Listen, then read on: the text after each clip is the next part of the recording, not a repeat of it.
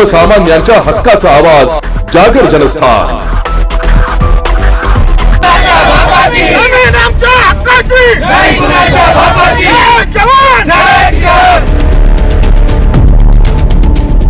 एकरभर जमीन कोणाकडून घेतली आम्ही, तर आम्हाला इतक्या पाहत्या का त्या फलाण्याला नोटीस द्यावं लागन, शेजाऱ्याला बोलावं लागन, आमक्याला बोलावं लागन।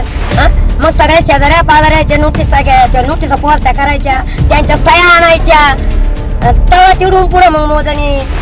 आणि यांचे काही आम्हाला दोन बोटाची चिठ्ठी नाही, चाट्टी नाही, वर तोंड घेऊन चालले आमच्या वावरामध्ये। मग आम्ही लाकडं नाही घ्यावं तर काय करा।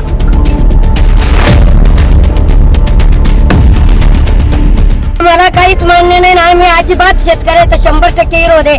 कोणाला एक गुंठा सुद्धा द्यायची इच्छा नाही। आमच्या लेकरा बाळाने काय पाट्या घेऊन हिंडायचं का? नेमकं मजुराला भुक्की आहे, बिना नोकरीची गरज आहे का शासनाला गरज आहे, सरकारला गरज आहे? तो भीक मागून राहिला शेतकऱ्या इकडं, गरीब दुबळा इकडं वरती पसरून राहिला।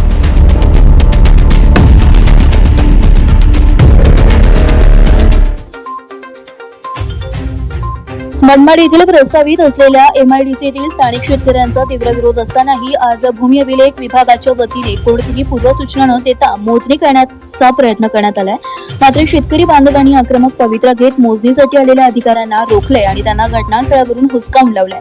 विशेष म्हणजे प्रशासनाकडून करण्यात येणारी ही कारवाई पुन्हा एकदा शासकीय सुट्टीच्या दिवशी आल्याने शेतकऱ्यांनी संताप व्यक्त करत सरकारच्या हेतूवर सवाल उपस्थित केलाय।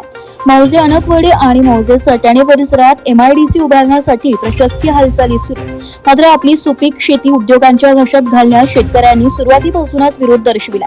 आज कोणत्याही प्रकारची लेखी नोटीस किंवा पूर्वकल्पना न देता भूमी अभिलेखचे अधिकारी मोजणीसाठी गावात दाखल झाले। याची माहिती मिळताच परिसरातील शेतकरी मोठ्या संख्येने गोळा झाले आणि त्यांनी मोजणीच्या कामात अडथळा निर्माण केला।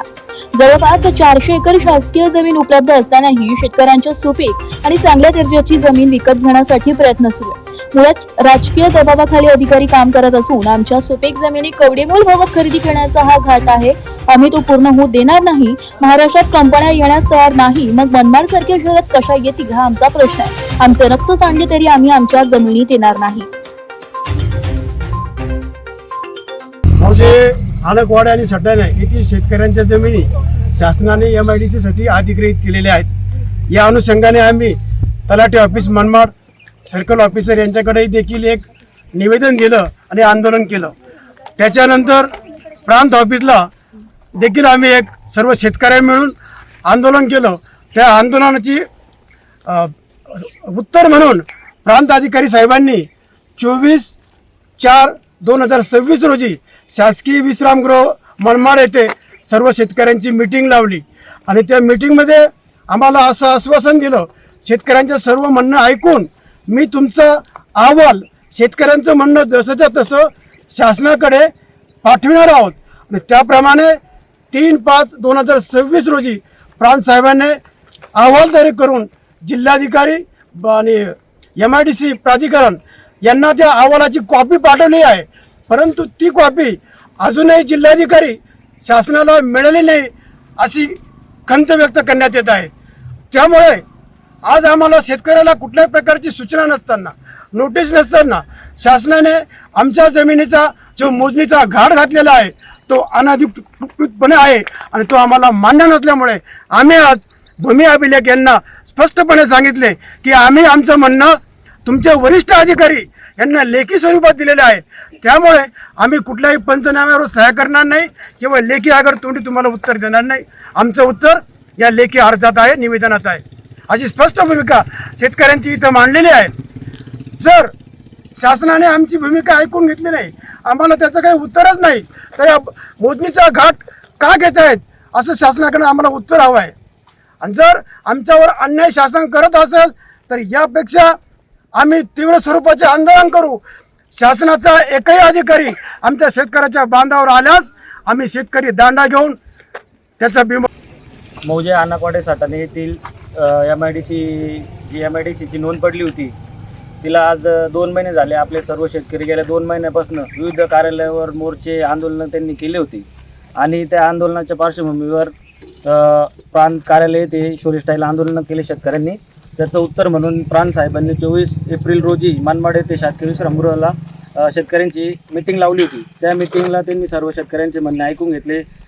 जमिनीचे वगैरे फोटो देऊन तो अहवाल तयार करून 3 तारखेला त्यांनी तो अहवाल आपल्या जिल्हाधिकाऱ्यांना पाठवला आणि तो अहवाल जिल्हाधिकारी कार्यालयाच्या त्यांच्या टॅबलापर्यंतही गेला नाही. त्याच्या आतच इथं शासनाने परत आपल्या भूमी अभिलेख मार्फत या जमिनीची मोजणी करण्यासाठी अधिकारी पाठवले होते.